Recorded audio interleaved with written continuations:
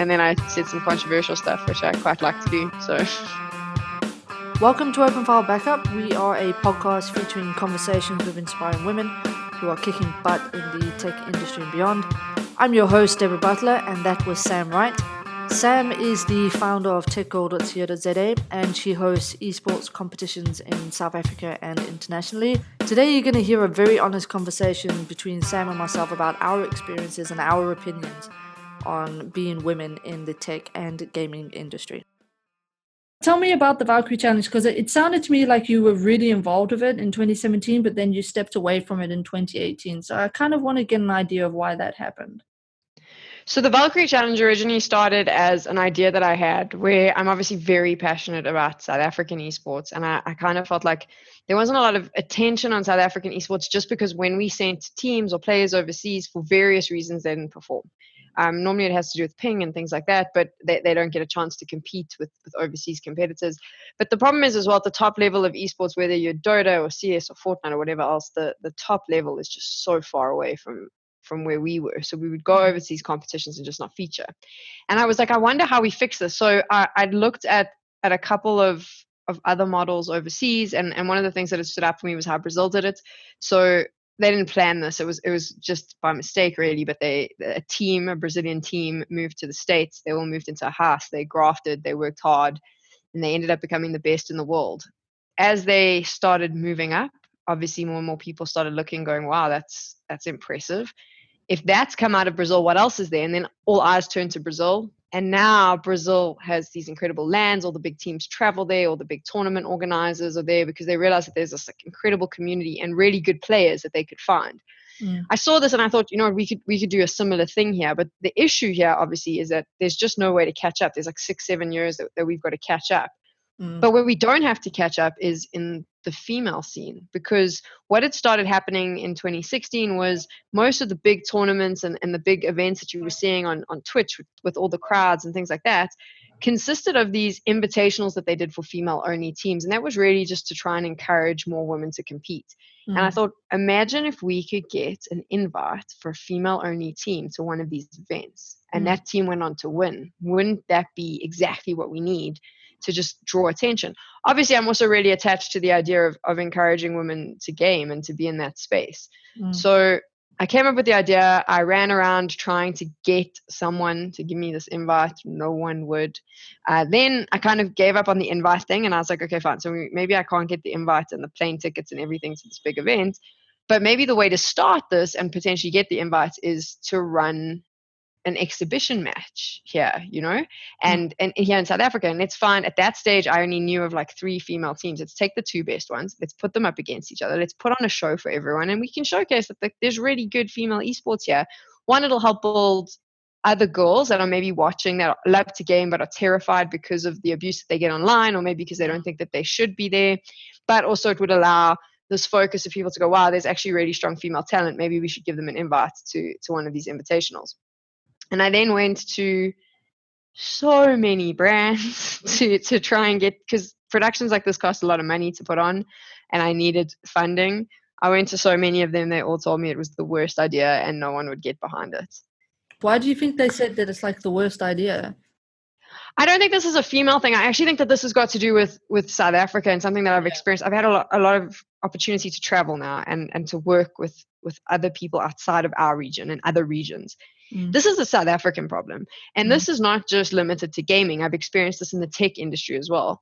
There is a very specific way that things are done. There's a very specific group of people that are used to do those things. And we almost are too terrified to move out of this safe space. So when someone comes in and goes, why don't we try this? And it's even slightly different, or maybe there's a slight risk, the immediate response is no. Because this is the tried and tested method that we've used. And that tried and tested method, it's not great. It's not really delivering, but it does what it needs to do. So we're just going to stick to this. And I think in this case, it was a matter of, we may upset people by putting girls on a stage. Also girls, that's weird. And also, oh, maybe this one, like, that just seems like a weird idea. And it's nothing new. I've seen it in tech as well, where specifically with funny enough, I find this, it's starting to change a lot now with tech, because I think tech has become a lifestyle thing, and it's become something that every individual is invested in. But when I started writing tech blogs 4 or 5 years ago, blogs, like what is that? Like, I wrote a really silly post where I didn't like the cables on a speaker, and I thought it was a waste of money to buy this Bluetooth speaker when you had to have it plugged in. I think I did a picture where I was like, I had the cables around my neck, and then I did another post where I was like measuring whether smartphones fitted into your skinny jeans, and I remember that the reaction from people in the tech industry was like, that's weird, no one's gonna like that, why are you doing that, that's different, don't do that. Like, reviews are, here's phone, here's speaker, here's what it does, that's it, so I just think it's about something different. And I think with Valkyrie, it was literally a matter of, this is really weird, and it's different, and it's kind of controversial, which I don't think it is controversial. No. But people felt it was controversial because why would you put only girls on the stage?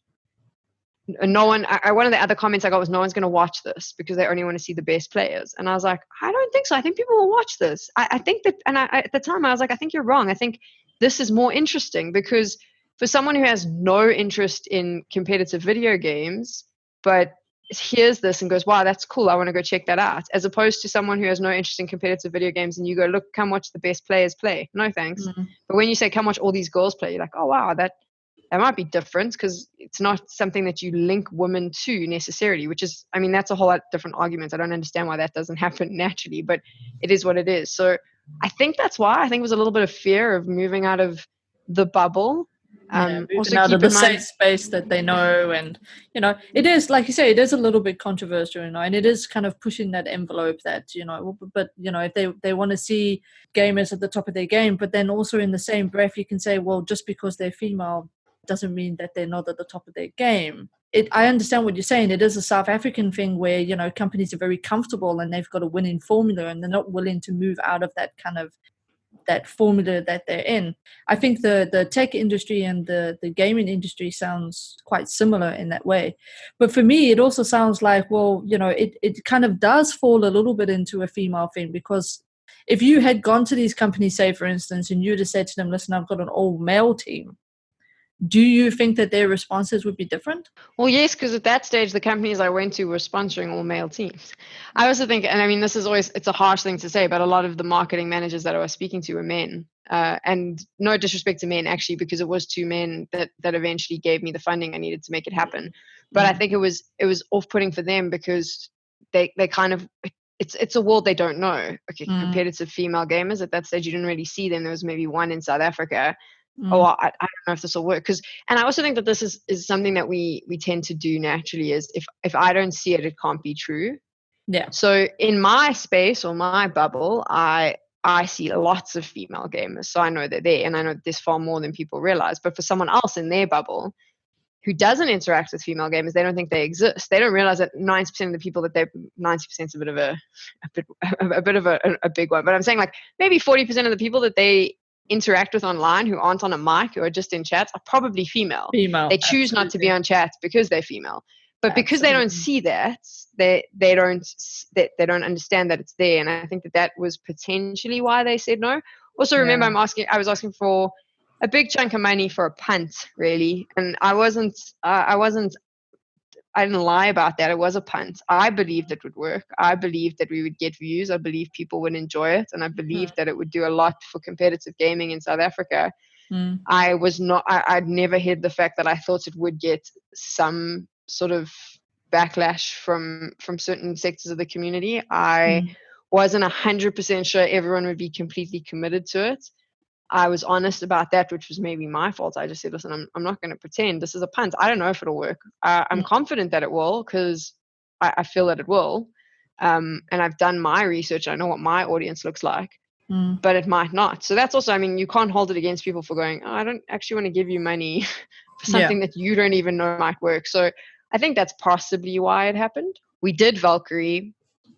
It created just like this big stir, and when in 2018, when I wasn't as involved, they still went ahead and some other stakeholders ran a league. I mean, they had like 13 all-female teams signing up. So it definitely injected the community. And now a lot of those teams are playing in mainstream leagues. So they just needed that. They needed to see two teams of people that looked like them. And I think that this goes for race or color or whatever else. You just need to see people who look like you doing things you want to do, and you'll go do them. People you can relate to. If there's someone, doesn't even have to look like you, just someone you can relate to doing something that you want to do, that inspires you to go do it. Sure. Do you ever think about pushing the boundaries for other females in the gaming industry at all? I mean, the way that I've done this is for me is I've tried to give a mouthpiece to other females who are in this space, specifically women that I look up to, competitive gamers if I can, and people that are moving into the space and doing cool stuff, content creators, things like that. I just try and tell their stories, but I also try, if I meet cool guys, I try to tell their stories as well. For me, I just want to tell cool stories. That's always what I've wanted to do. So just telling people stories and hopefully convincing other people that they're cool stories and allowing them to follow them. In terms of uplifting women as a whole, there's a lot that I've done to just, for me, the most important thing is, and less so women as opposed to sort of young girls. I meet a lot of young girls. Like when I say young, I mean like some of them 4 or 5 that are jamming on their mom's phone, and then others that are 12, 13 and are just feeling super weird in their bodies and aren't sure where they're going. And all I want to do is just show them that it's okay to not be normal, because no one in the world is normal. Everyone's a little bit quirky and different. And for me, I'm like, if gaming is your thing, it doesn't mean that you're different. That's just your thing. Someone else's thing can be lipstick. And letting them know that it's okay to just be whoever you want to be and play games. And most importantly for me, have fun. Like just go play, like have fun. If you want to study something in the tech field, just go do it. It doesn't matter. So for me, that's with the content that I create and the things that I do, it's always been with the intention of saying it's okay to just be you. That's the only way I know how to uplift, is to say it's okay to be you. And if your story, like, let me tell your story through whatever I can do. And maybe you relate to something along the way, and that's cool as well. That's so I've never like consciously gone out to uplift, but I hope that I do it with what I put out there. It's all these societal norms which are rubbish, really. Females shouldn't play football, it's a men's game, or cricket, it's a men's game, and in actual fact, if you stand back and look at these things that have been divided into male and female, it's what makes one male and what makes one female. Nothing. It's just the way that society has drilled it into us. And I think it is important for anybody, and people such as yourself, to reach out and try and make these, smash these norms, because it's not a norm. Let's change it. Let's make it more comfortable for people. Let's let these girls know that it's okay to be different. Being different is cool. And so it needs to be encouraged. It needs to be put out there so that young people, whether they're boys or girls, can be interested in whatever they want to be interested in without having to worry about any kind of backlash or abuse. I completely agree. I mean, it's a kind of a weird one as well, though, because I don't think video games and technology is as closeted, if you like, as what it was a couple of years ago. So like when I was growing up, it was not cool to play video games. Nerds played video games. Weirdos played video games. And girls definitely didn't play video games, and weirdos liked tech, nerds liked tech, and that was strange. And then times changed and technology evolved, and we found ourselves in a situation where technology is so part of and integrated into our lives. It's everyone's thing, and I think that it's now changed where it's like, cool, if you blog, that's cool, and if you play games, that's cool, and if you are a coder, that's cool. It wasn't before. So that sort of, I think that the problem that we maybe potentially have, and I think this speaks to tech and gaming, is that the older generation, who still are kind of the god, are still of the mindset that this is for nerds and geeks and people who sit in their rooms. Therefore, oh, you look like a very normal female. That makes no sense for you to be here. So maybe, and I think when that old guard goes, things will change. I find it interesting because 4 or 5 years ago when I started TechCom, there was a lot of conversation around getting more women into STEM subjects because there just wasn't enough. Yeah. And as I went along, I just met more and more women that were involved in the industry. And 90% of the time they left not because they couldn't handle the workload, not because I heard such a great story about how it's apparently it's how we use our brains. Women don't use their brains logically in that way. That's why they struggle with STEM bullshit.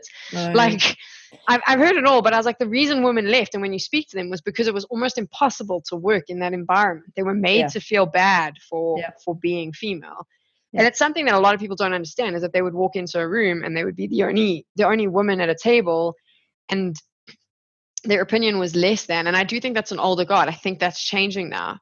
And when I think it's changing when that older god retires and moves on, there's going to be this new generation of people who will step up, who maybe see the world a bit differently because things have changed over time.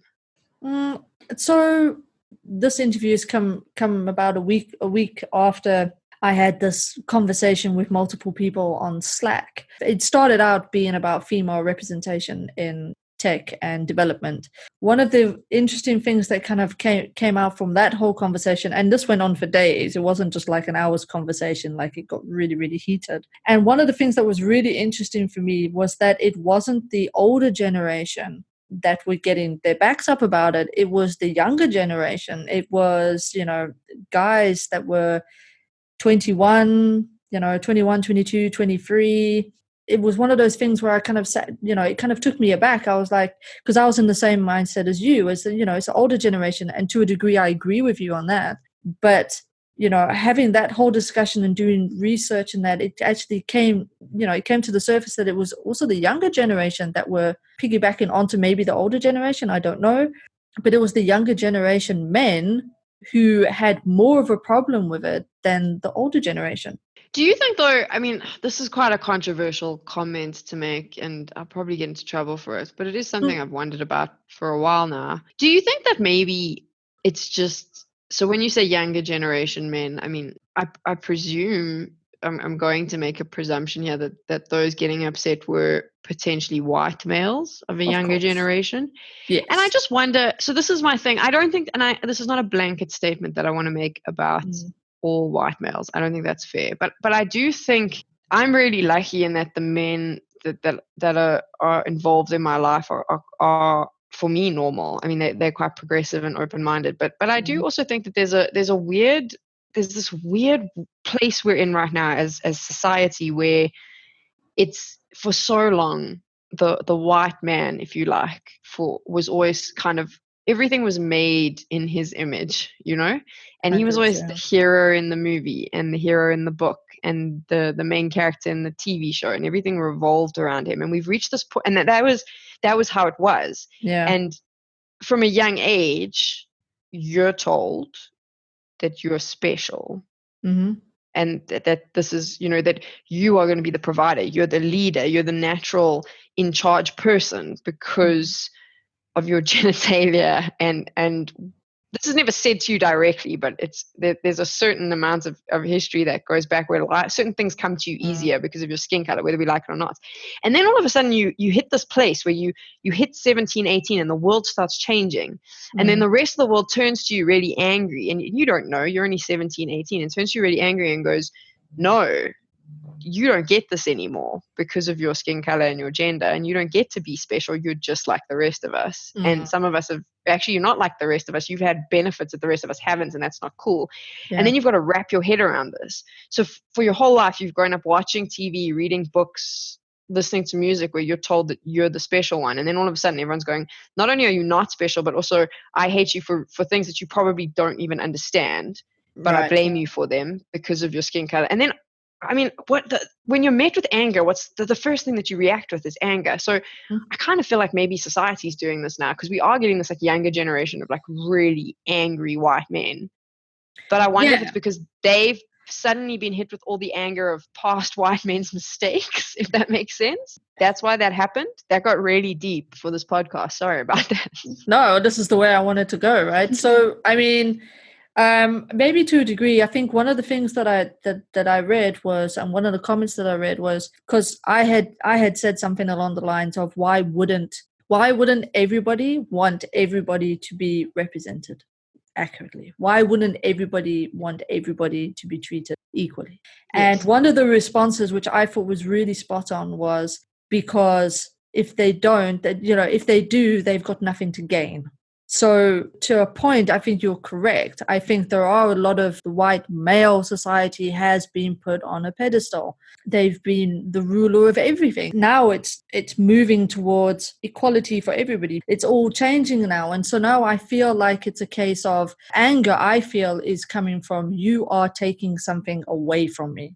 And I think there's a degree of that also involved in it. I agree with you, actually. I do.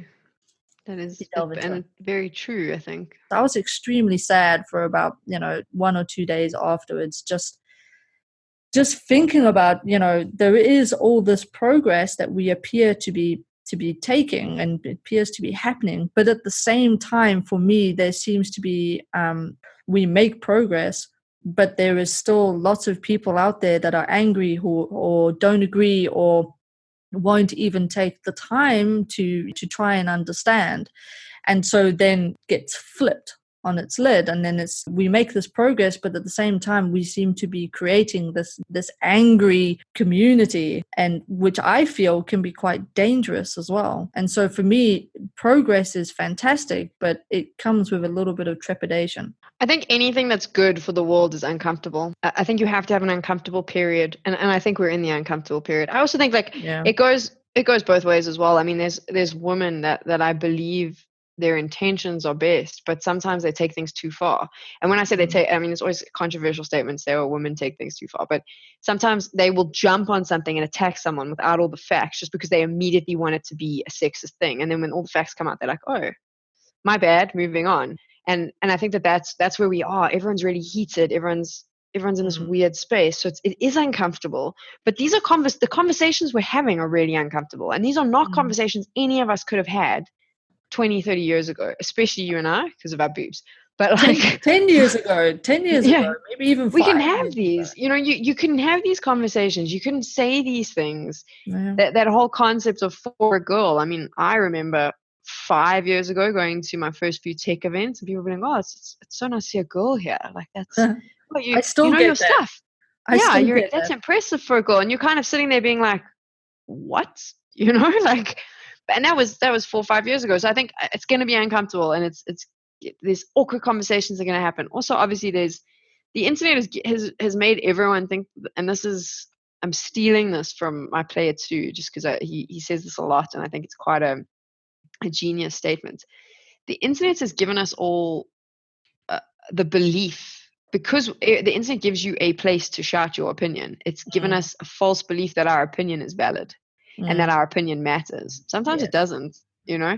But unfortunately, because you can go on Twitter and rant about it, you think that it does. That also creates a dangerous place, because now we have a lot of people who all think that their opinion is the most important. And I mean, that's also, again, something that we'll have to navigate and understand down the line.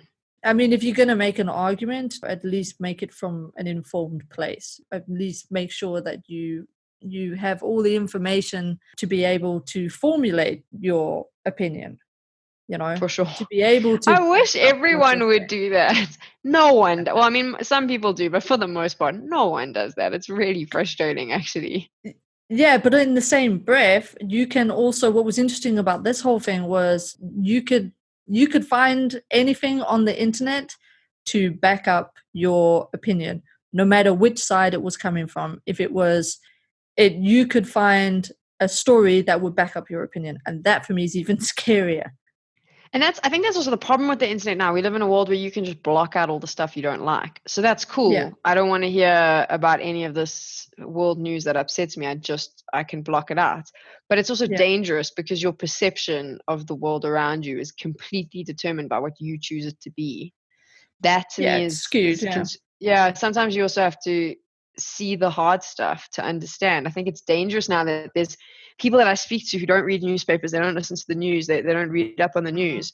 So they don't know about deaths or war or whatever else. And they go, oh, I don't like it. That's cool. I don't like it either, but we need to know about it, because that's the only way we stop it. The only way we stop it is for millions of people to sit and see those images of kids dying and be like, this is not right. We have to stop this. It's not okay. Yeah. Now we live in a world where we just don't see it ever. So no one cares. And it just carries on. And that worries me a little bit as well.